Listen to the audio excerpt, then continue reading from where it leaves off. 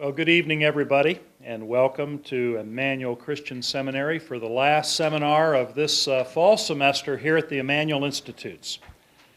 2 years ago, we began a series focused on the preacher, the multiple roles of the preacher. We've looked at 6 different facets of the work of a minister in the daily care of the church.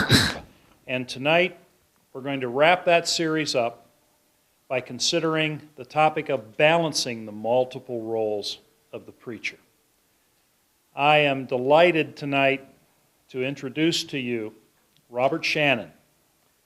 Bob has preached for well over 50 years in many different places, in many different contexts. He has served and equipped preachers behind the Iron Curtain. He has served in numerous leadership roles, such as serving as the president of the North American Christian Convention for the Christian churches and churches of Christ here in the United States. Bob has written widely. He's taught in more schools than either one of us could ever count, I'm certain. And for a large number of us who have grown up in the ministry over the last 20 to 40 years, there would be very few people that we would look up to more than Bob Shannon. I introduced him to the chapel the other day as a pulpit prince. I don't know if that's an appropriate way to say it or not, but that's the only way I could think to say it. And so I'm very grateful, Bob, to you for the time you've taken to prepare for tonight and making the trip down from Boone, North Carolina, where Bob and Jean now live.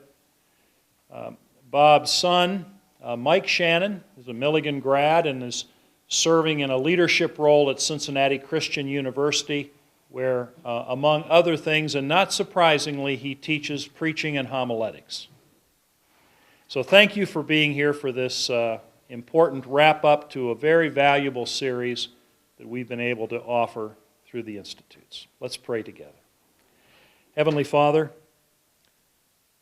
the calling that we have to proclaim the good news of Jesus Christ is such a humbling calling. It's overwhelming. It can be intimidating for us. There is so much to keep track of, so many things to balance. And there are times like this evening when we can come together and listen to one who has gone ahead of us and has truly been a trailblazer on the path of preaching, fine preaching, through your church. So we ask your blessing upon Bob as he comes. We thank you and celebrate his glorious ministry that continues, and ask that you prepare all of us to hear with ears that you have prepared, so that we walk out of here better preachers of the gospel than we came in. This is our request, and this is our expression of gratitude through Jesus Christ. Amen. Bob, welcome to the Emmanuel Institutes. Thank you. Well, John picked the right word when he picked the word balancing, because it is certainly a balancing act. We cannot say with Paul, this one thing I do. Of course, Paul was talking about something very different than what we're talking about tonight, but we cannot be specialists. You know that the people in your church are very unhappy with doctors who are specialists, because that doctor's focus is so intent on one thing that you might be dying of 3 or 4 other things that he wouldn't even notice. And if they're that impatient with doctors who are specialists, we can imagine they probably are impatient with us if we undertake to be specialists. I saw in the minister's directory a preacher who had taken out a full-page ad about himself. Now, I thought that was rather extraordinary. He had a picture of himself and his lovely wife.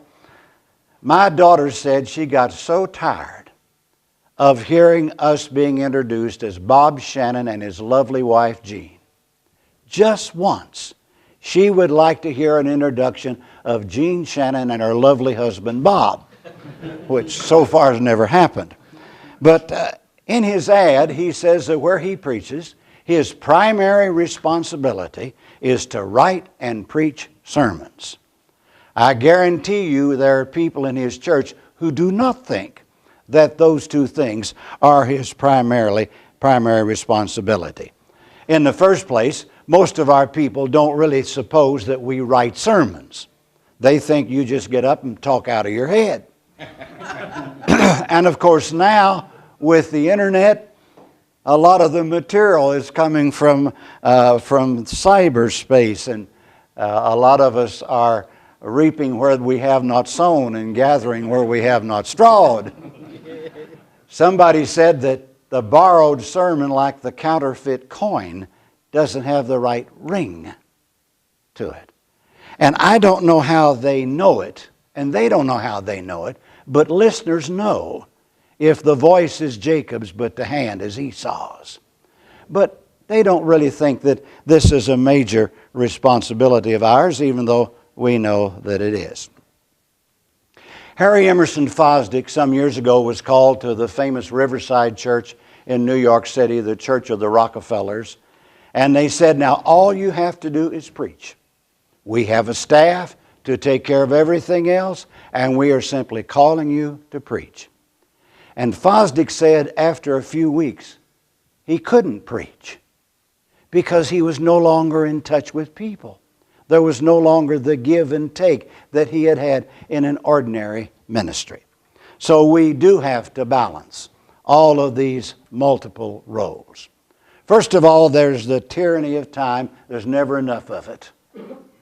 I was out on the West Coast many years ago and heard a preacher out there, a member of his staff, who said, if you are within the will of God, you will always have enough time. Well, in the first place, I thought that's nonsense. And in the second place, I thought it was hyper-Calvinism. The fact is, you are never going to have enough time. And you're going to have to budget your time as you go along. We had a preacher in Florida, David Meyer, who gave his people the best pastoral care of anybody I ever knew. If somebody sneezed, he was there with a Kleenex. He was succeeded by a preacher whose strong suit was evangelism. And after a while, the leaders called that preacher in and said, you're not doing your job. He said, yes, I am. You don't know what my job is. So there's this tremendous tyranny of time. How do we use it? Of course, we're all worried that we don't have enough time with our family. Someone asked my son in some talk he was giving, did he resent the fact that I didn't have much time to spend with him? And he said, no, he didn't. Because he said, whenever he missed something that I was in, I always knew he wanted to be there. We're not the only people who are taken from our families to do the work. Physicians, lawyers, CEOs, there are a lot of people out there like us who have to budget their time carefully. And I think family should not be an excuse for laziness, as it sometimes is. Perceptions are important. And if people perceive that I intend to do as little work as I can get by with, they're not going to be happy with my service. And I've noticed that over the years, people will work for you and with you, but they won't take your place. They won't do your work, but they will help you do it. In fact, I never ask a person to do something for God. I never ask them to do something for the church. I ask them to do something for me. And they're more apt to say yes if you say, I need your help. I need you to do this for me. A preacher whom I greatly respect said that one church where he served, the parsonage was located on a street that many of his members passed going to work. They worked in a factory and they all went by about the same time of day. Now, he was a night person. I'm not a night person. My brain quits at noon. But he didn't get to thinking good till the sun went down. And sometimes he'd be up at midnight working on his sermon. Until one time, one of his members, on the way to work, stopped at the parsonage, and he wasn't out of bed yet. Now he thought, he's never going to understand that I was up at midnight writing that sermon. So the rest of the week, every morning, when his members were driving by to go to the factory, he was out in the yard waving at them as they went by, because he understood that perceptions are very, very important. And if they perceive that you don't really care, it's going to ruin your ministry. I have known ministers who did care but never communicated that they cared. And it's so important that they perceive that you care. I've got to figure out how to raise this thing. This was obviously intended for a man who was very short. I'm not very good at this sort of thing. I'm getting it. I'm getting it. I'm getting it. You're going to make me feel bad if I don't get it up here. No. The second thing I want to talk about is the trap of giftedness. I heard about a preacher, in fact I know him, who said he didn't make hospital calls because he didn't have the gift of compassion. Well, how can he preach if he doesn't have the gift of compassion? If he doesn't have the gift of compassion, he's in the wrong line of work. Jesus beheld the multitudes with compassion. I was told that when Dean Walker was asked to be the president of Milligan College, his father, the more famous W.R. Walker, tried to persuade him not to do it. He said, Dean, you're a teacher. You're not an administrator. You're a teacher. But he came down here and took the job. He had a nice campus and no students, practically. But when he got through, he had a much larger and better campus and hundreds of students working outside of what many would say was his era of giftedness. If you knew Dean Walker, you would say, yes, his gift was teaching. But he worked outside that area of giftedness very, very effectively, and so may we all. We had a lady in the church I served in Florida whose husband was an elder. She was a Sunday school teacher. And then shortly after I left, they asked her to be the church secretary. She said, I never knew how much went on in that church office. And that's true of the people generally that we serve. They really don't know how much we have to do and how many different things we have to do. Now, I think it's good to set goals for yourself or goals for your church, but I want to raise a caution about that. In one college that I know, they had an administrator who was in charge of the student recruiters. And one year, they recruited more new students than had ever been recruited in the history of that school, and he fired them because they didn't meet his goal that he had set for them. We have to be careful about goals. They need to be something that requires a strong effort, but that's also realistic. And I'd rather have a little smaller goal and meet it than a bigger goal and fail to meet it. And that's the problem too with these 5-year plans.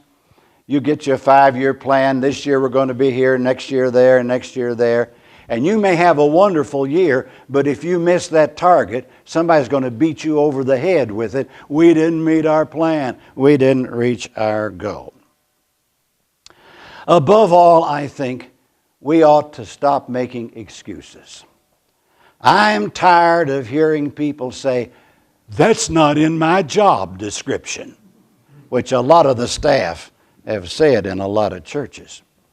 When Jesus washed the disciples' feet in the upper room, he didn't say, washing feet is not in my job description. When he fed breakfast to the disciples after the resurrection by the sea, he didn't say, cooking breakfast is not in my job description. He didn't say, some of you fellows go over there and get some wood, and some of you go over here and clean the fish.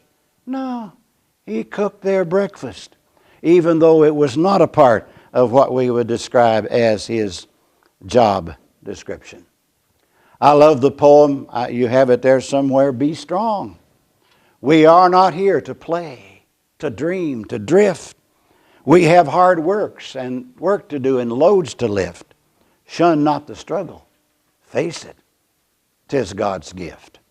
And then the wonderful quotation from a man named Tweedy who said, the daring of Captain Scott in his search for the South Pole, the devotion of Father Damien which brought him to a leper's grave on Molokai, the self-forgetfulness of Arnold Toynbee deserting the cultured fellowship of England's choicest spirits in Oxford to live as a brother and share the lot of the riffraff in London slums, find their match in the daring and devotion and self-forgetfulness of thousands of ministers.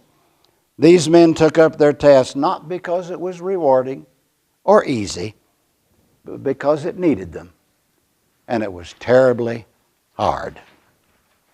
Now I want to begin with some specifics. I want to talk about, first of all, devotional life and how we can keep it fresh.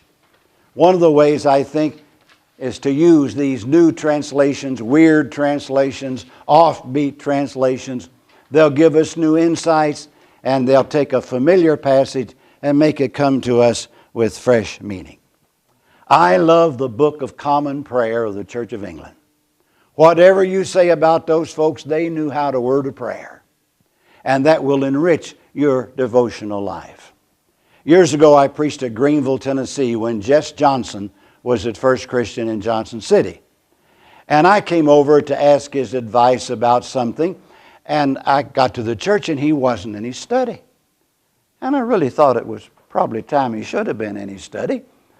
But I thought, well, while I'm waiting for him to arrive, I'll walk around and look at the building, and I found him.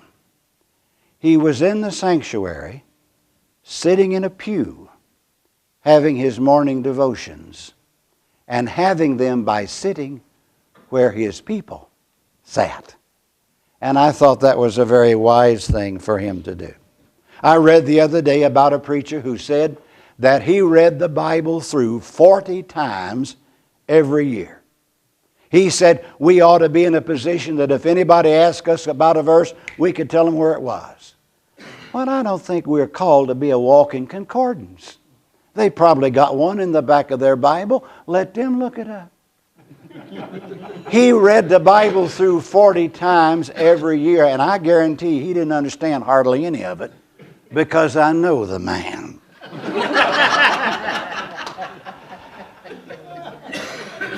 When I was lecturing over in Europe to preachers from behind the Iron Curtain, and I talked about how much time you spend preparing a sermon, I was asked a question nobody ever asked me before, and it kind of took me back.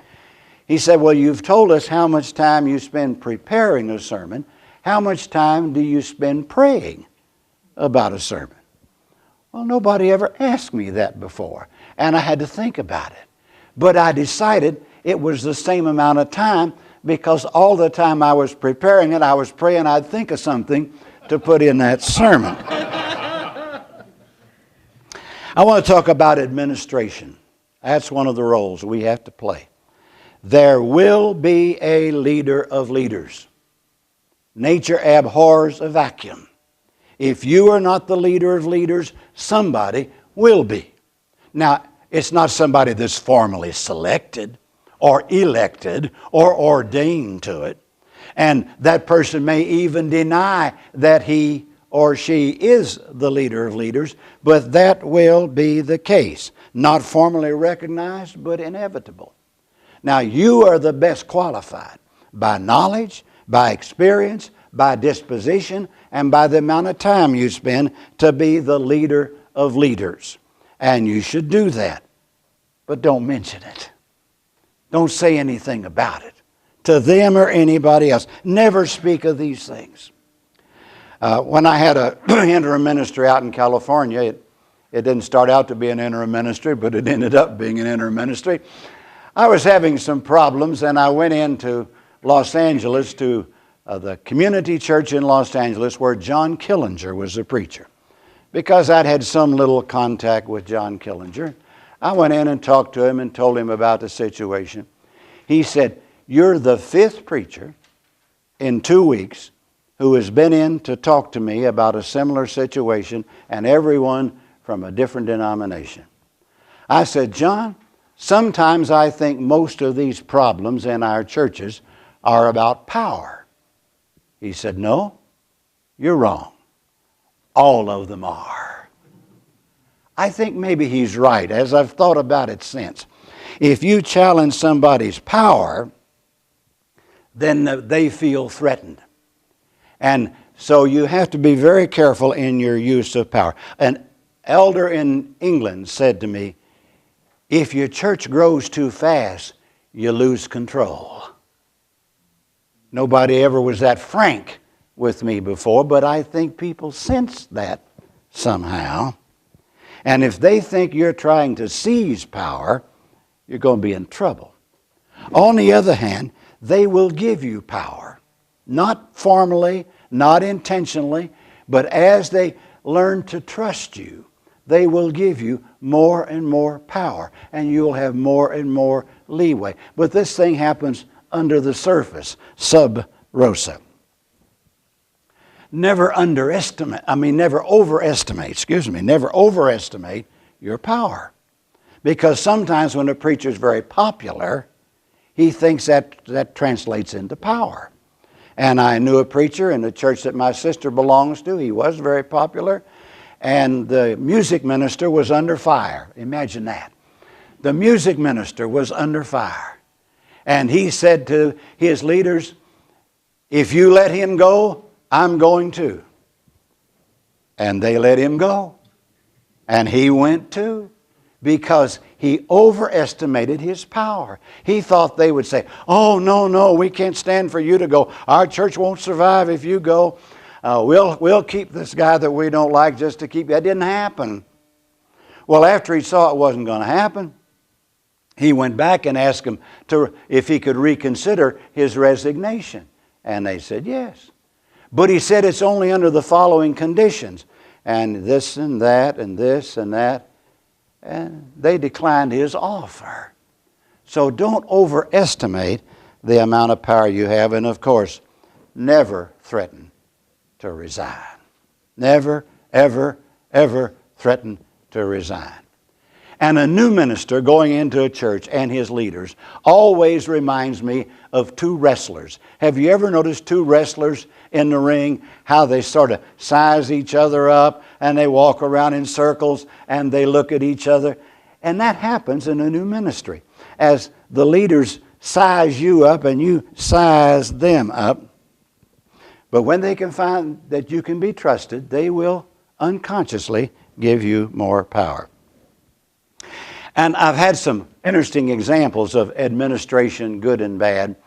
Palmer Young, who was the minister of First Christian in Kingsport, was a master at administration.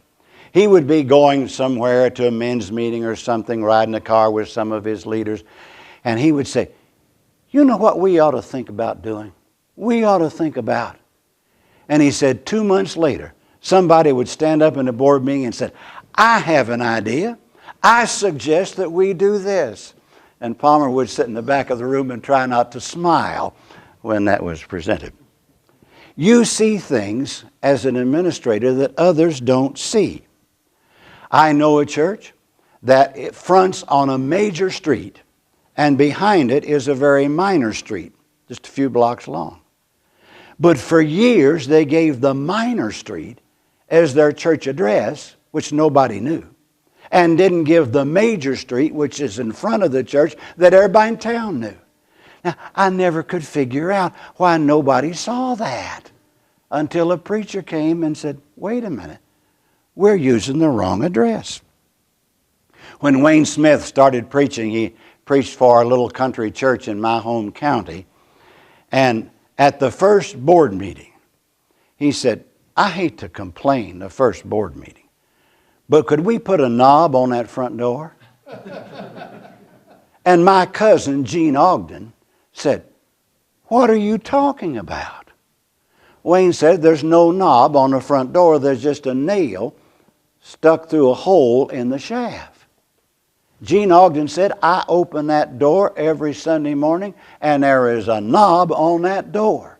And Wayne Smith said there is not a knob on that door. There is just a nail stuck through a hole in the shaft. They had to adjourn the board meeting to go and see.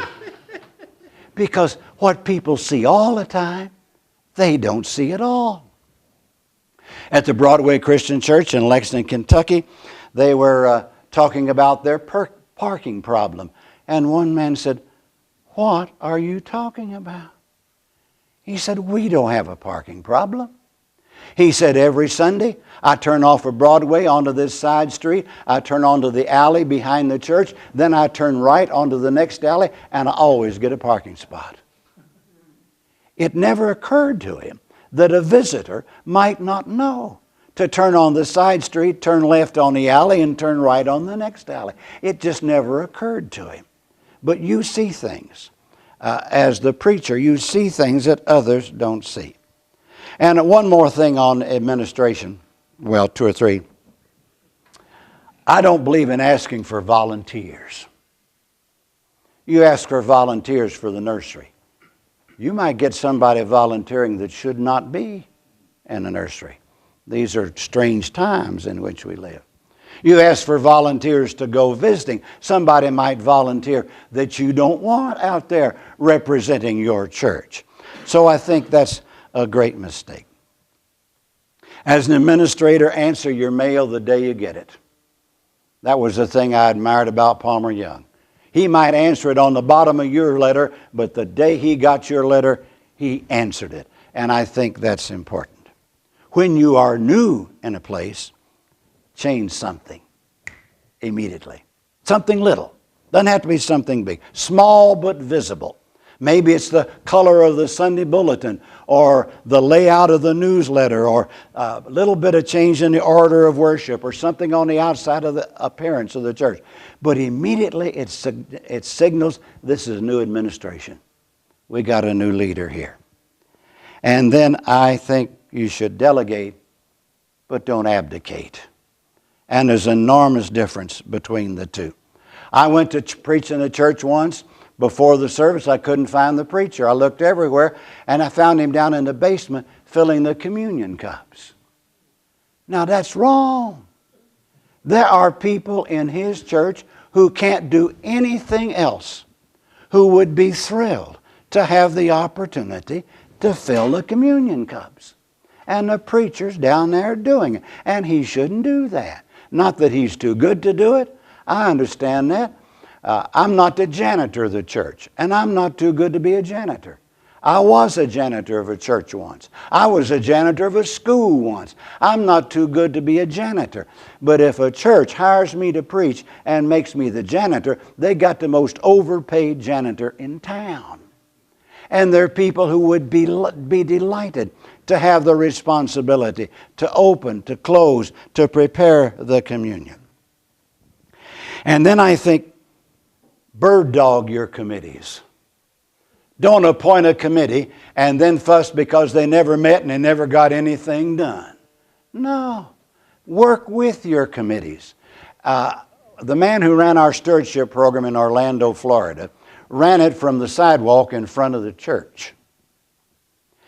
And he would wait for somebody to come out who was the chairman of a committee, and he'd sidle up to him and said, how's your committee going? You need any help? Is there any way I can help you? Will you be able to get it done by a certain date? And he ran every one of his stewardship committees standing in front of the church. He didn't just give them a job and go off and forget about it. But he regulated and was the overseer of what they did. My home church, every time they get a new preacher, I know what he's going to say. In my home county, they have 2 pages of church notes. And most of it is what their preacher said last Sunday. And in my home church, every time they get a new preacher, it's the same thing. You people go out there and win somebody to Jesus. You go out there and win somebody. And that's no way to delegate. The way to delegate is to tell them where to go, when to go, and what to say when they get there. That's the way you get people to win somebody to Christ. That's the way you get visitors. Well, all of this board is up here just for one single thing that I think is very, very important. In your church, you will have leaders and you will have workers. And you will notice that those two circles are not identical. That's a mistake we make. We have wonderful leaders who will never be good workers. And we have wonderful workers who will never be leaders. So these two groups overlap, but they're not identical. And I know so many preachers who are frustrated because their elders are not all over here in the worker circle. And there are people that you need in leadership who you don't need out visiting, you don't need teaching Sunday school, you don't need in some other capacity, but you do need them in that leadership role.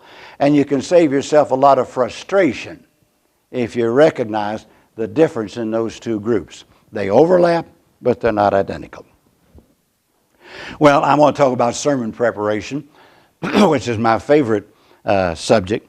Some preachers block off time when they are undisturbed to prepare their sermons. I was never comfortable with that. I thought that person who comes in the office without an appointment is paying my salary.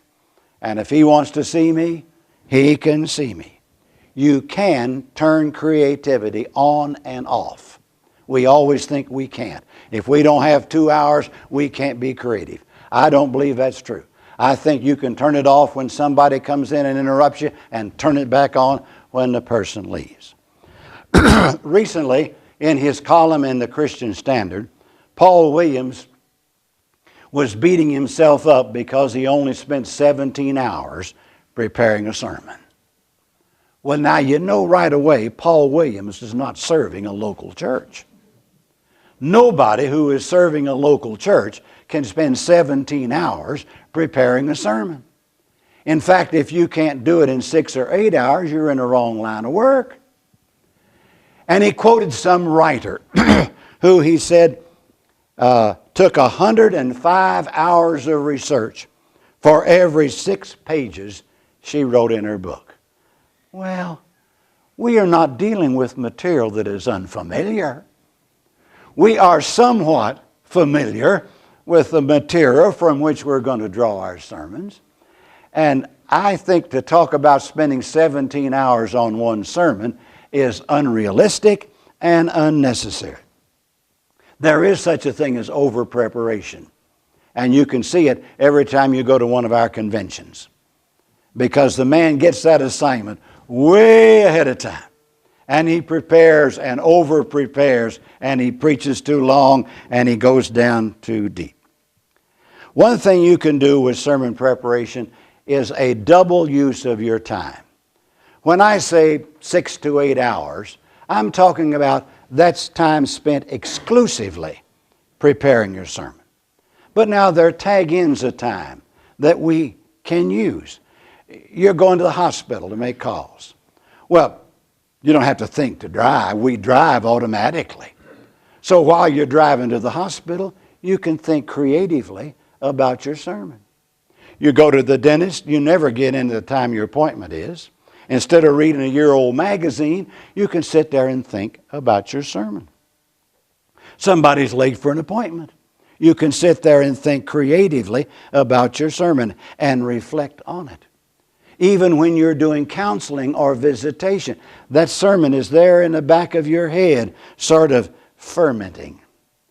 And sometimes there is a symbiotic relationship between the other roles we play and sermon preparation. Sometimes they work together. Now, sometimes they don't. I understand that.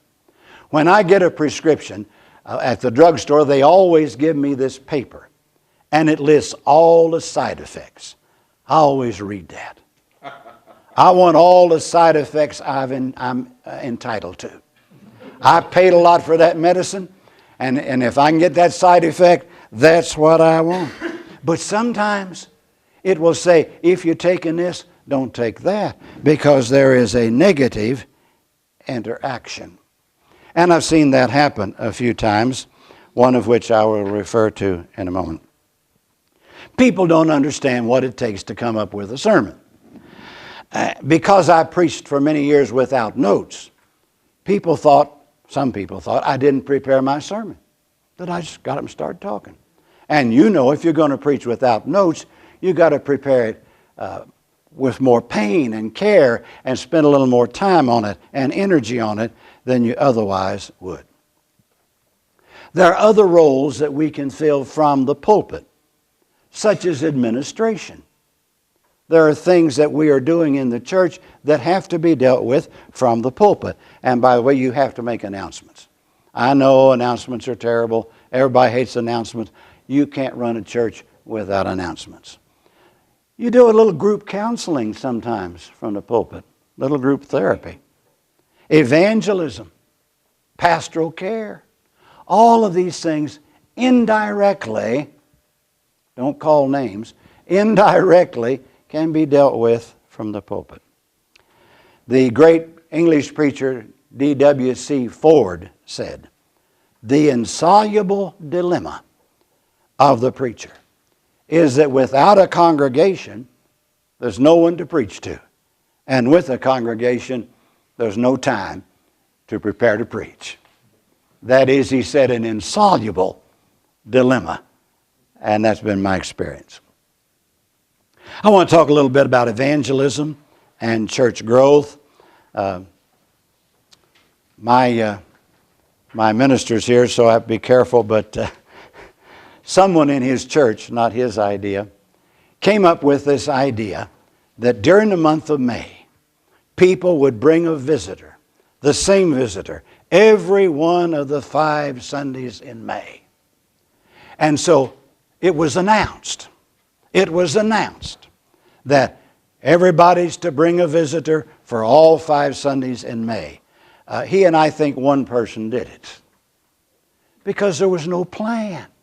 You don't just throw something out and hope it's going to happen.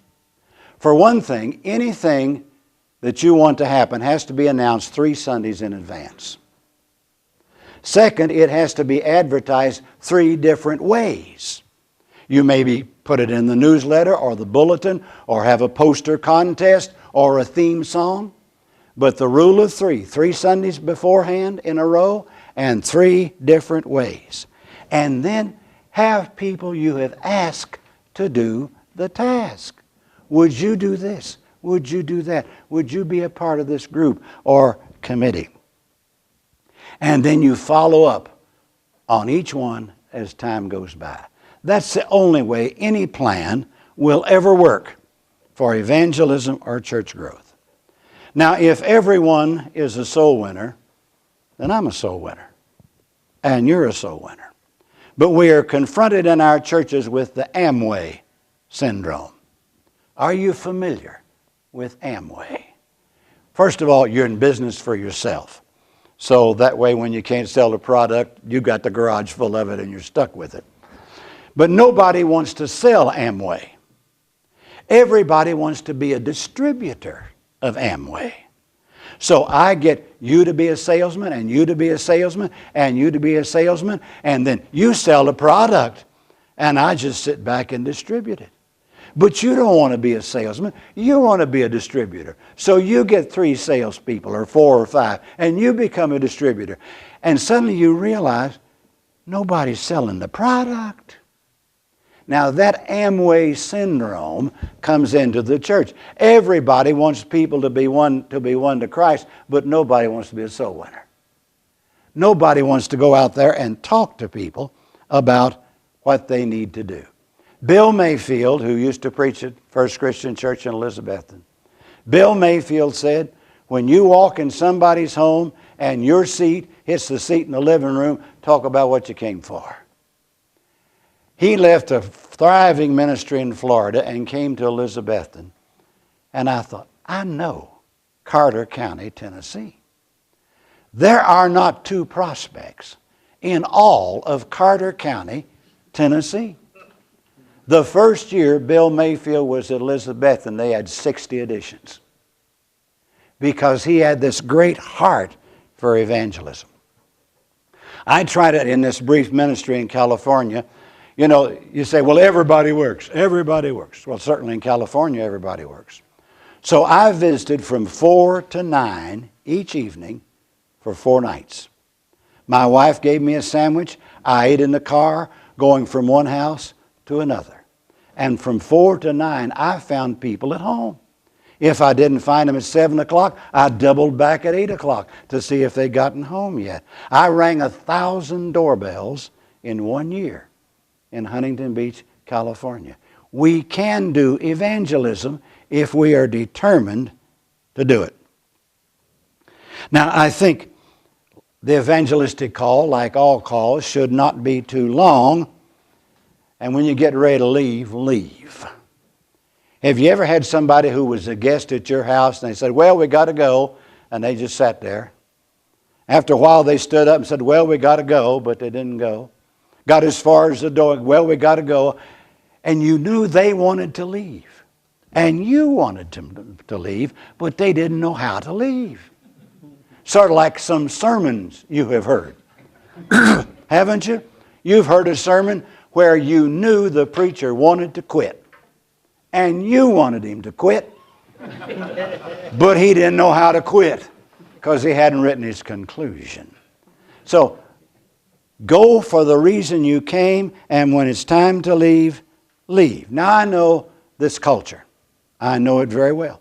And the minute you get up to leave, people say, oh, don't go, you just got here. That's pro forma. That's courtesy. That doesn't mean a thing. I knew a preacher who came into this area, and every time he got up to leave, they said, don't go, you just got here. And he'd sit back down. He might make one call in an entire evening. So you determine the length of the call. You know what you came for, what you have to do, how long it takes to do it. When it's time to go, go. If you have not read Callahan's book, 12 Keys to an Effective Church, you must.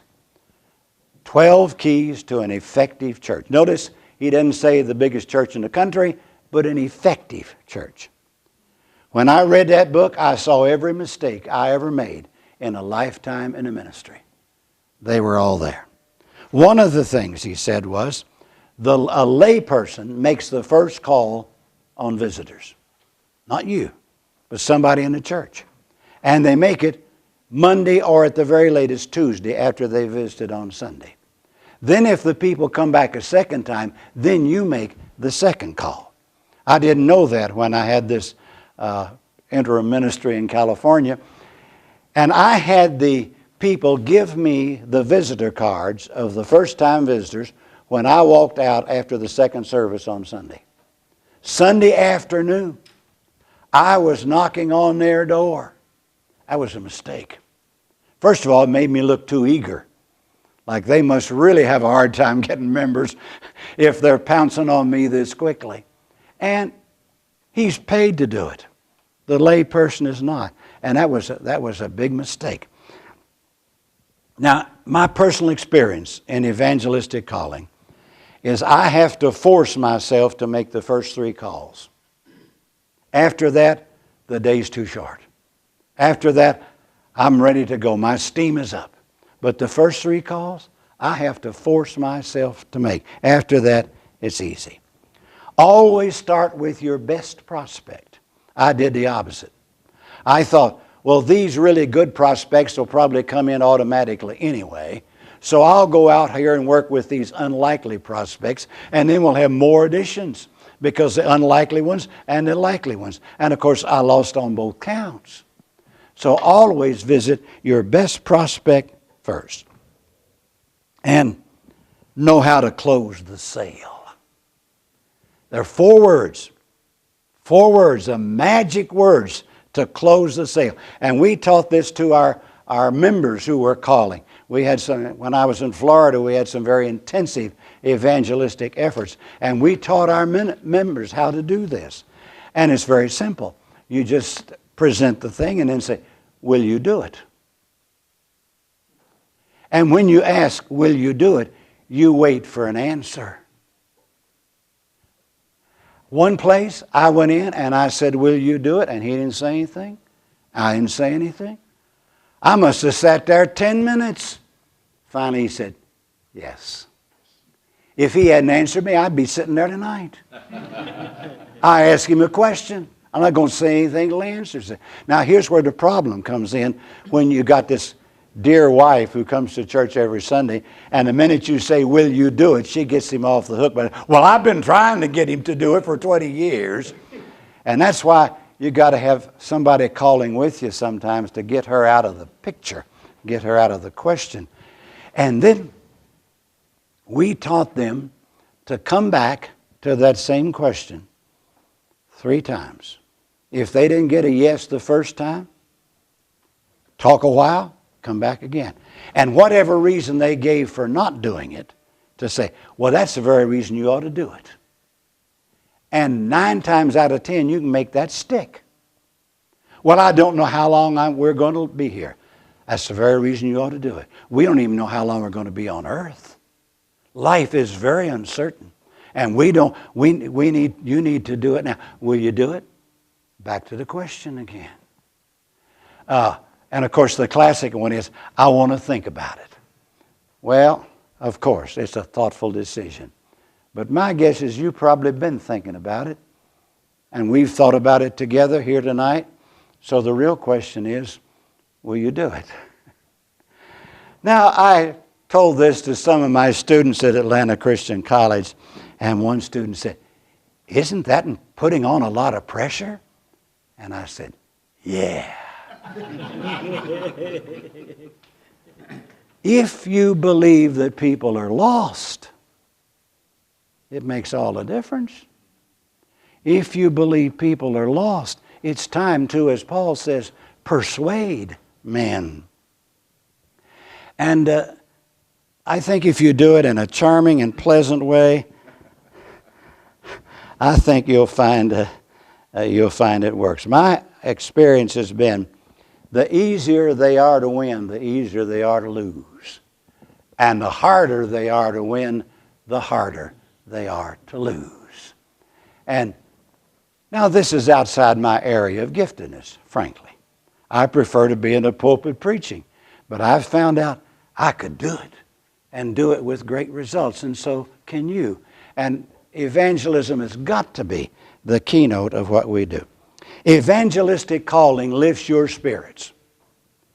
Things are coming unglued at church. Half the people are mad at you. You go out and visit some of your new visitors, and they'll tell you why that's the greatest church in the world, and you're the best preacher since Billy Graham, maybe even better than Billy Graham, and it'll lift your spirits.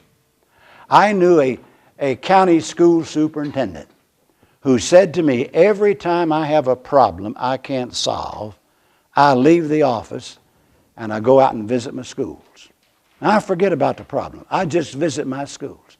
And he said, every time when I get back to the office, I have the solution to the problem. Lawrence Welk, as you know, has been revived and is still on the on the television. And they have a little interview time with people who have been on the show. And the presenter asked this one lady, what did you learn from Lawrence Welk? She said, I learned to love the audience. That's it. Whether you're preaching or whatever you're doing, you learn to love the audience. And I can tell you, it's no fun to preach to strangers. I've preached to strangers. And it's no fun. It's just a sea of faces out there. But in my own pulpit, when I have stood with these people in the hospital room or by the bedside or perhaps in a funeral home or by the graveside or in some other situation, and I know them and I know their struggles and they know me, that's the thing that really makes preaching come alive. And then don't let problems dampen your evangelism. A preacher I know said recently to a person in his church, I couldn't ask anybody to come to this church. It's a church he's serving. But things had come unglued, and he said, I couldn't ask anybody to come to this church. Well, let me tell you something. When Reggie Thomas was at Catlin, Illinois, they were having a great evangelistic program. They had worked for 3 months on this evangelistic program. And they were having services every night. And every night there was a lady standing at the door with a petition to fire the preacher and asking people as they came in or went out to sign her petition to fire Reggie Thomas. Now anybody else would have closed down the meeting, but they didn't close down the meeting, and they had 65 additions in that week under those conditions. So don't let any problems dampen your enthusiasm for evangelism.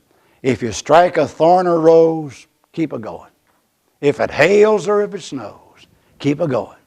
Tain't no use to sit and whine if the fish ain't on your line. Bait your hook and keep a trying. Keep a going. Let's take a break.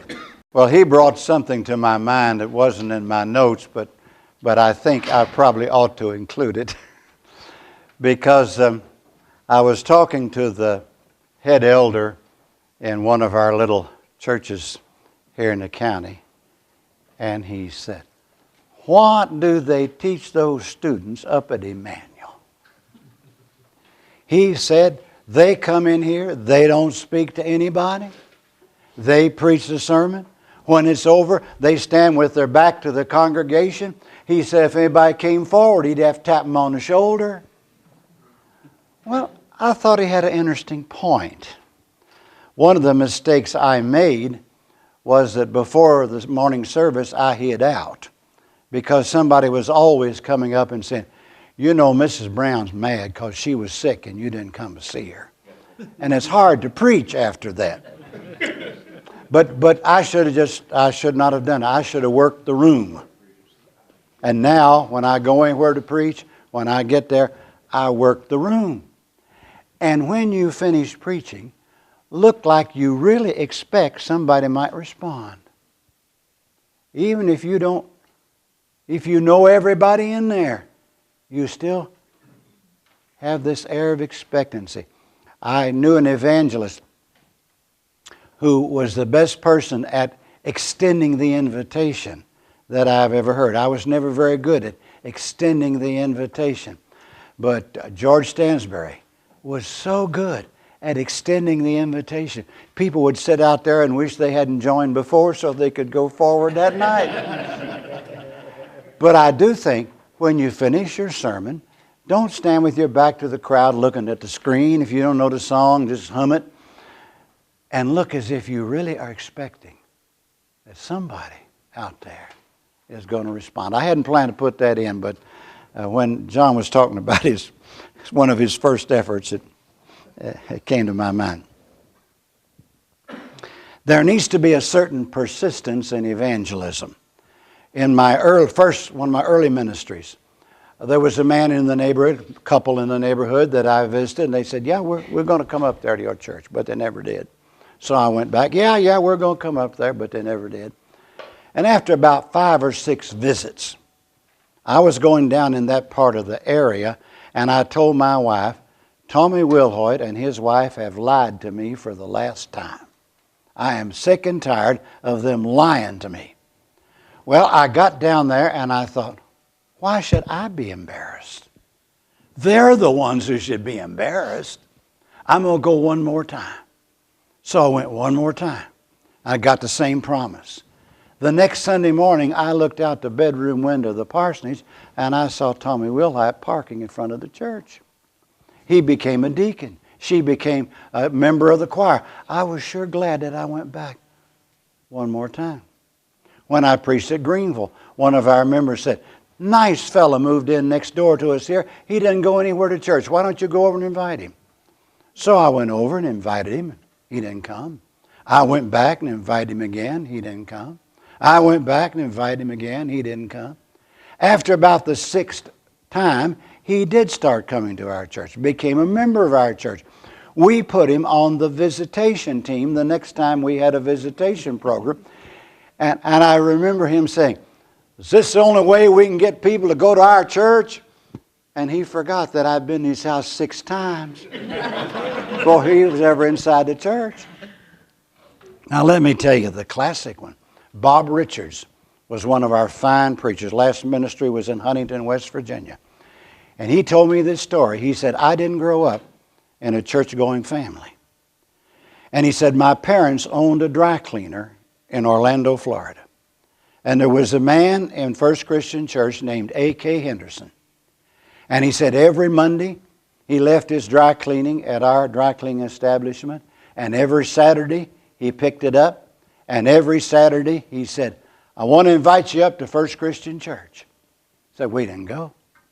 He said he did that every Saturday for a year.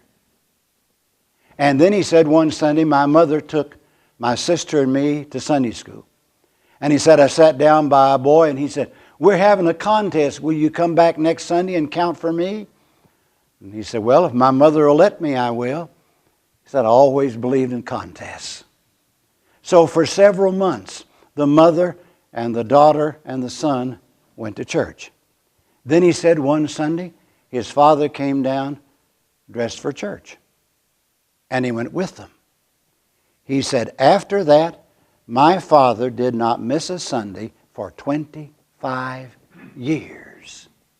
He became the treasurer of the church. And Bob Richards became a preacher. And I'm so glad A.K. Henderson didn't quit inviting after the second time, or the third time, or the fourth time. He just kept inviting. And that's the real secret of evangelism. Don't give up. As long as they don't get mad at you or join the Baptist church, keep on them. Now, I want to say something about pastoral care and counseling. Years ago, there was a man in Wales named Lord Colby who was going on a bear hunting trip to Siberia. He'd be gone a whole year. His wife said, would it be all right if I made a few changes here in the house while you were gone? And he said it would. So while he was gone, she built an addition onto the house, put a terrace out in front of it. When Lord Colby got back, he didn't even recognize his own house. Now, something like that happened to me. I went to the mission field, stayed a year. When I came back, I didn't recognize my own church. In the first place, some of the churches weren't even called church anymore. They were just Journey or Generation or something. Nobody had a church secretary. They were all administrative assistants. And when I left, we were all ministers. And when I got back, we were all pastors. That doesn't bother me. That's all right. I don't mind being a pastor. What puzzles me is, though, how did it happen so quickly and so universally? Something else puzzles me. At the time we decided to call ourselves pastors, some of us decided to quit doing pastoral work. It's like saying I'm a doctor, but I'm not going to treat patients. I'm a teacher, but don't bring me any students. It just amazes me. And I put pastoral care and counseling together because counseling is a form of pastoral care. There is a book out called Competent to Counsel. It says that all your church, don't write it down. Don't write that down. I don't like that book. I disagree with that book. If the average member of the church is competent to counsel, some people are wasting a lot of money studying counseling. They go for years to study counseling. You can get a degree in it. And then somebody writes this book that, anybody in the church is competent to counsel. I had experience of a person in my church who went to a member of the church for counseling and then went out and tried to kill himself. Fortunately, he didn't do any better at that than he did anything else. He couldn't do anything right, and he failed at that as well. But I don't believe just anybody is competent to counsel. Now, it was a great relief to me to find that there was such a thing as non-directive counseling, because I thought I had to solve everybody's problems. And I took a course in counseling at a Lutheran seminary, and they talked about non-directive counseling, and I said, that's it. How do you feel about that? That worked a lot better for me.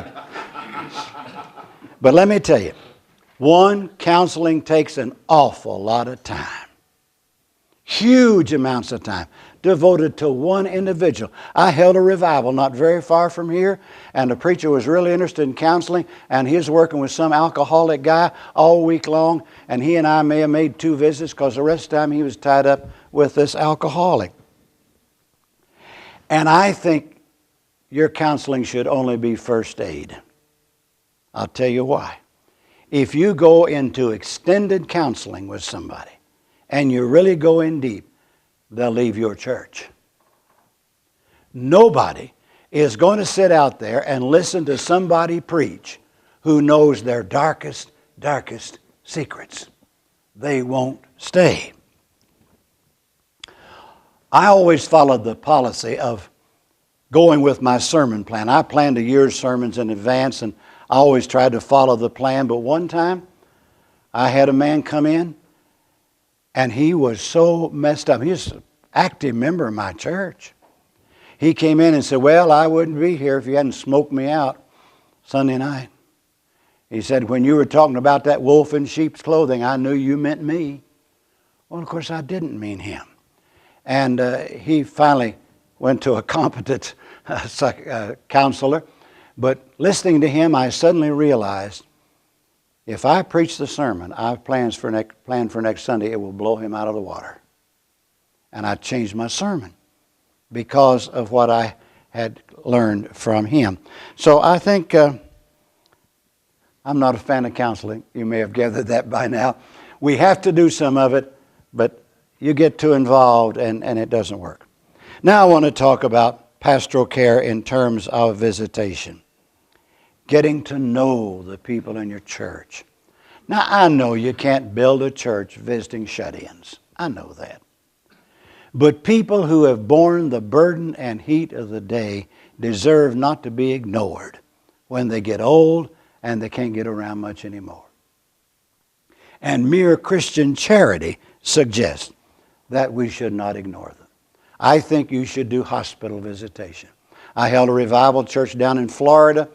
Not a very big church. The preacher said, well, I don't do any hospital visiting. My elders do all the hospital visiting. I said, well, I think you're making a mistake. I think that interchange with you and the sick person is valuable to you as well as to them. A year later, I got a letter from him. He said, I have started making hospital visits, and I think I'm preaching better sermons. Well, of course he was. Besides the fact that 1,000 years of tradition have led people to expect that the person who stands in front of them on Sunday will stand beside them when they are sick. And it's not time consuming unless they're way off somewhere in Winston-Salem or Charlotte or something. It's a good use of your time. Normally, a hospital visit, 10 minutes. And I never sit down unless we're going to have a really long, extended visit. Now, once in a while, there will be somebody who's dying, and he knows he's dying, and he wants to talk about it. And the family won't let him talk about it. Oh, Daddy, don't talk like that. He needs to talk to somebody. Then I sit down, and I let him talk. And I feel like when I leave, boy, I earned my money today. Because it's hard to sit there and listen to somebody talking about his own demise. But that's rare. I don't sit down. Oh, they always say, oh, sit down, sit down. No, I just stand. 10 minutes would be the average hospital visit. And I learned something from one of our Florida preachers, Bob Coleman, who said that there was a lady in the church who was terminally ill. But the family said to him, don't tell her. If you tell her, she'll give up. Don't tell her. He walked in the hospital room and she said, Brother Bob, am I going to get well? And he said, now you've known me a long time. You know I'm not a doctor. What a great answer. She didn't ask him if he were a doctor. But what a great answer. He met the wishes of the family. He didn't lie to her. It was just a perfect answer. Now, I think you should have ahead of time your hospital visitation policy. already in place so that you don't visit your friends more than your enemies. And our policy was, in the local hospitals, you were visited every other day, unless you were critical. And then we went every day.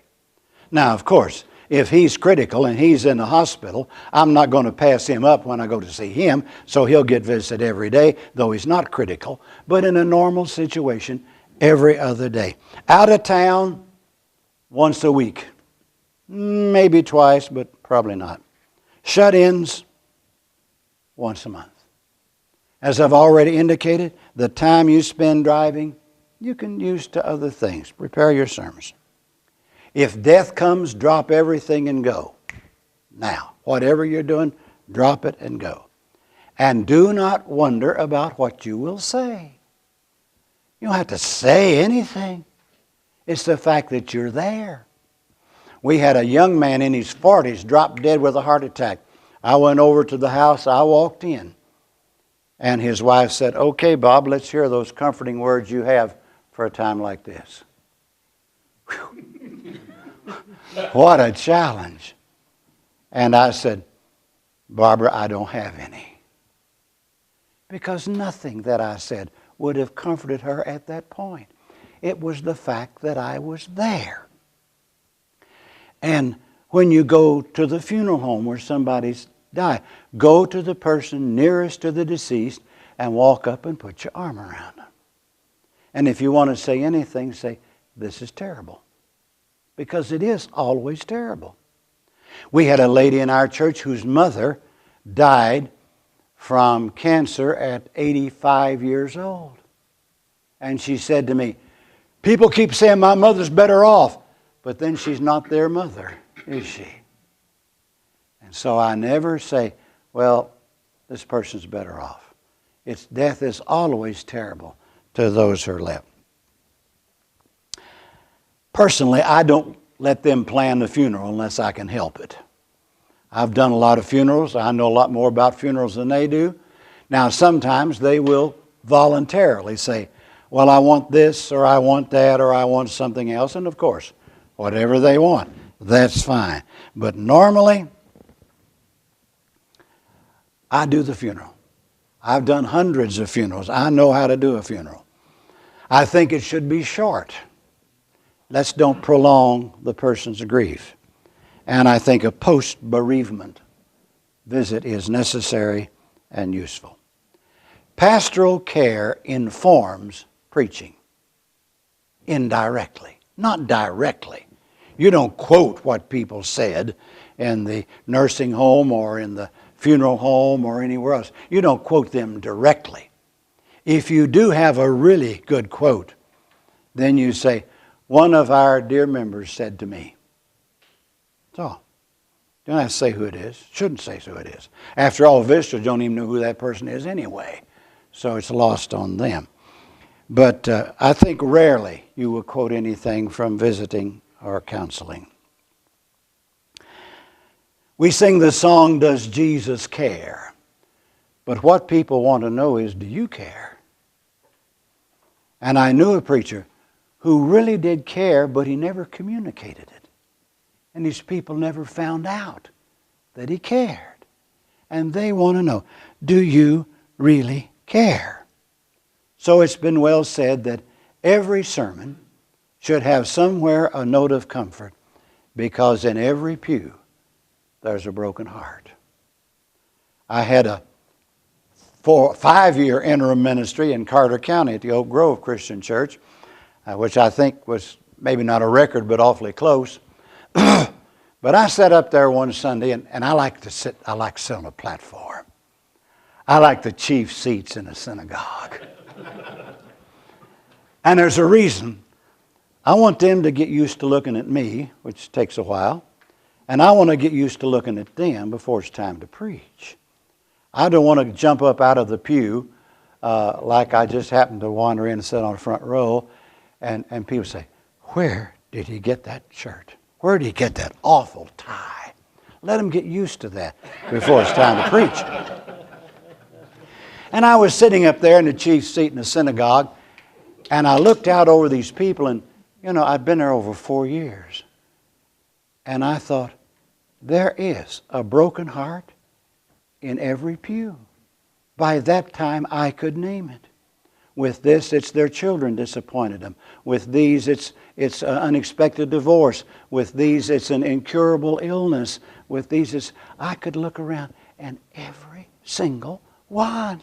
There was not one person in that little sanctuary that did not have a broken heart over something. And so every sermon should have a note of comfort. I bet this story is not true, but it's a great story. About the little Methodist church, the bishop sent him a young preacher, and at the end of the year, the head steward called the bishop up and said, "You got to get us a different preacher." He said, "Every Sunday this preacher stands up and tells us we're all going to hell." So the bishop sent him an old preacher. And a year passed, and the head steward called him up and he said, "You got to get us a different preacher." He said, "Every Sunday he tells us we're going to hell." So he sent a middle-aged preacher. A year passed and he waited for his phone call and it didn't come. And after a while he called up the chief steward and said, "How do you like your preacher?" He said, "We like him." He said, "I guess he doesn't tell you every Sunday you're going to hell." He said, "Oh yes. Every Sunday he tells us we're going to hell, but he cries when he says it." That's the secret of letting people know that you really, really care. And that we're not in this job to see how little work we can get by with, but how much we can do.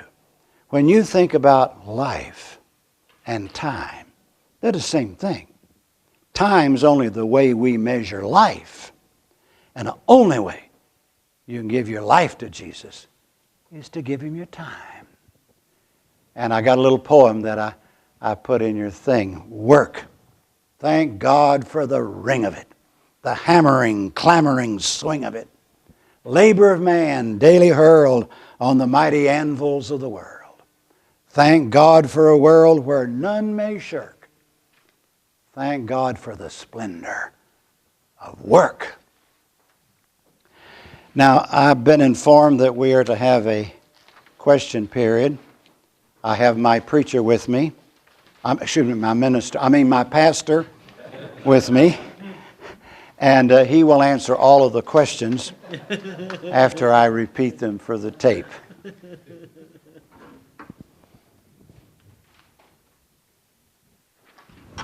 you have a concern, your greatest concern with preaching today?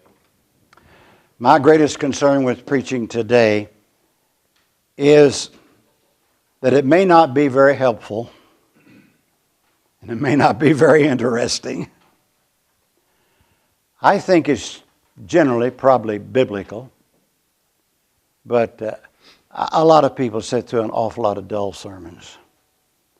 And that's probably my greatest concern about preaching today, that I don't find it always helpful and I don't find it always interesting when I visit other churches. In my home church, it is always helpful and it is always interesting. When you say helpful, what do you mean? In what kind of ways? Okay. I don't think we go in the pulpit to explain a passage. We go in the pulpit to explain life. But fortunately, for every problem in life, there is something in the Bible that addresses it. Now, I said that once and I was quoted and misapplied because I think the preacher was trying to defend his preaching sanctified psychology. And I don't mean sanctified psychology. But I do mean people are coming to church thinking, I hope I can find something that'll let me hold on another week. And I want to give them something that will help them to hold on another week. And so that's where I think we need to be sensitive to people's needs and to find in personages in the Bible, in something that Jesus said or did, or in some verse in the Bible, something that will address this need.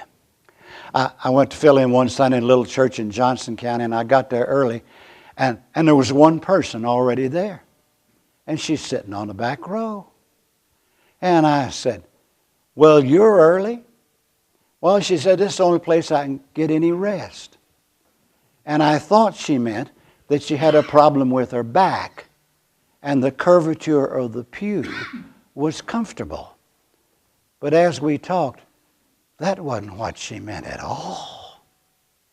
Because she was coming from a family situation and a home situation that was more than stressful. And when she got to church, she got a little rest. Now, what am I going to say that's going to address her? I was in a church, I always like to sit in the back when I visit. I was in a church somewhere, Cock County, I think it was. I sat in the back, and in front of me, there sat a man with no legs. Both of his legs had been amputated. And the preacher preached on Jesus healing the blind man. And I kept waiting for him to say something that might in some way comfort that man sitting in front of me. But he never did. And I know that's not easy to do. But on the other hand, I thought he should have tried. You mentioned about planning your sermons a year in advance and in your rhythm. Could you talk a little bit about how you physically planned that out? Did you contribute things to file folders or something as the year would progress so that when the Sunday came for that particular sermon to be prepared, you'd have a file with various things in it? Could you talk a little bit about that? Yes, I'd be glad to talk about that. I started doing that when I discovered that I was preaching altogether from the letters, from the epistles. And you know why? That just lends itself to sermon outline. Just sort of break it out, it's right there. And I wanted to preach from the Gospels in the Old Testament. So in Florida, you had a little slack time in the summer. Everybody who could afford to went north. So I had a little more time. So in the summer, I planned my preaching for the next calendar year. But I could only do that because all year long, whenever I got an idea, I wrote it down, threw it in a drawer. Might be a text, might be a topic, something. And so when I got ready, I just emptied that drawer and I had a whole lot of ideas here. For me, it was useful to do series. 4, maybe 6. Now, I didn't like to do more than 6, which is a little tough if you're preaching on the 10 Commandments. But then some of my members didn't use all the commandments anyway. But normally, I liked a series about 4, 5 weeks long. So I would try then to get a spin-off idea. I ran across a little book called The Silences of Jesus. The silent years, when he stood before Herod and wouldn't say anything. And I thought, yeah. And then there are the hard sayings of Jesus. And then there are the verily, verily sayings of Jesus. So I had 3 months suddenly of preaching lined out. The silences of Jesus, the hard sayings of Jesus. If you don't hate father and mother, you can't follow me. Let the dead bury their dead. And then the verily, verilies. Now, not all of these series did I announce. If I thought it had a little value, I would. The verily, verilies, I had a problem with that because what are you going to call them? The verities of Jesus? That's not a word we often use.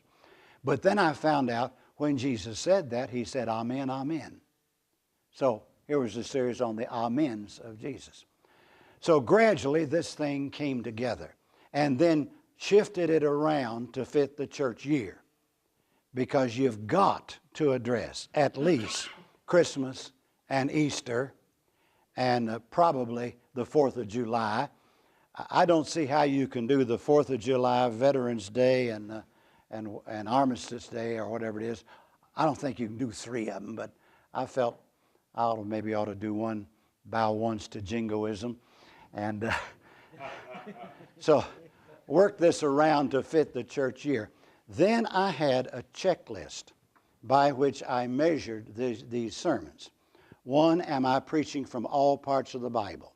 From the Old Testament, from the Gospels, not always from Acts, but every other year from Acts, from the epistles, and maybe every other year from the book of Revelation.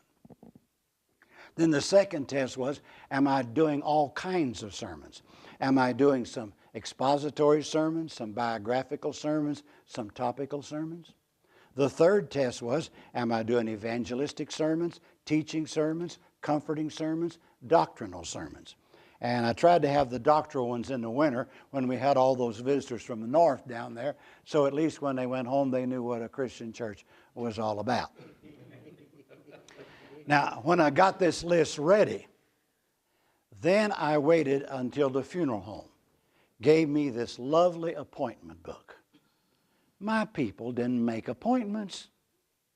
So for every Sunday in that book, I wrote the text or topic, maybe both, of what I was going to do that Sunday. Then I had 5 more pages. So if in July I got an idea for Christmas, I could just turn over there and write it in. Or if I clip something out of the newspaper in December that will work fine for Labor Day, I just cut it out and put it in. And my book got thicker and thicker and thicker as the year went by. And then it was wonderful on Monday morning to go in and open that book. There's my text, there's my topic, there's 2 or 3 ideas written down, there are a couple of clippings I might use.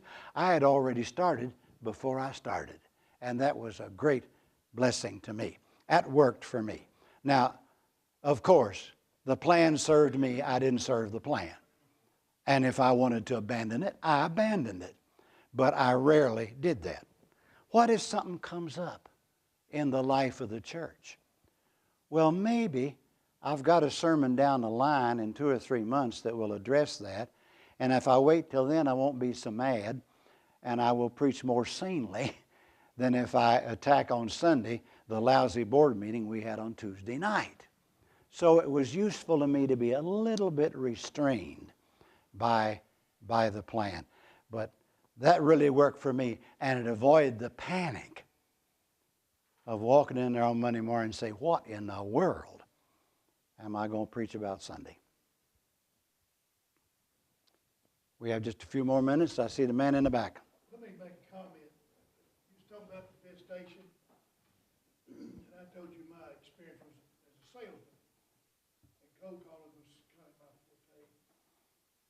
I know one time I made 34 calls on a lady before she ever bought anything, and I told that. And the comment in the back of the room was, "We got to change mouthwash." Did you hear that? He made 34 calls on the same prospect before she bought anything.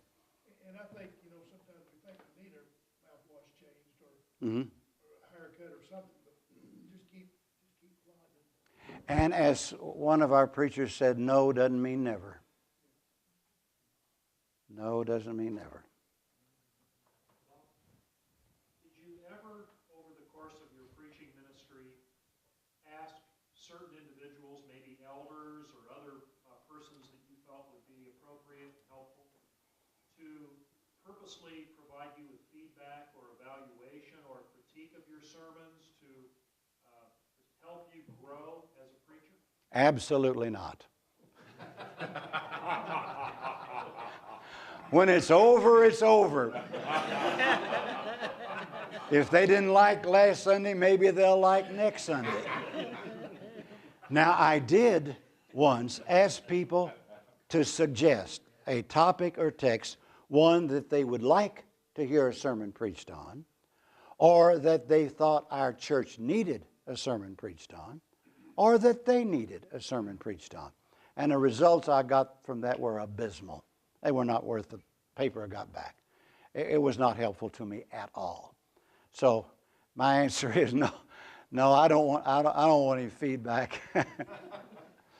But because I try to have a lot of eye contact, I really get feedback the whole time I'm preaching, because I can see people looking disturbed, amazed, whatever, angry, nonplussed, whatever that means. But no, and funny thing happened talking about that evaluation. They had this thing one time where I was supposed to do a self-evaluation, What are your strong points? What are your weak points? And I'd been really busy. And I don't think I'm preaching as well as I did last year. The next year, when they evaluated me, one of the elders put down, he's not preaching as well as he used to be. Well, he didn't know. He just copied what I wrote down. If I ever do that again, and they say, what is your weak point? I'm going to put down, I tend to work too hard. Let's see what to do with that one.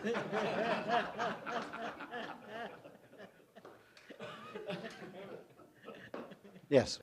In a culture where biblical literacy continues to be all-time high, the average worship attendee is something like 1.4 times a month of all attendees in our country. And people are reticent to become actively involved, and that's not, I mean, there's a lot of hesitation more and more, I think, in our culture. How does that change how we preach, if any? Well, I think there were congregations that you could refer to Bible stories or events or people, and they would know who it is, which now you may have to paint color in the picture. You can't just draw the outline of David.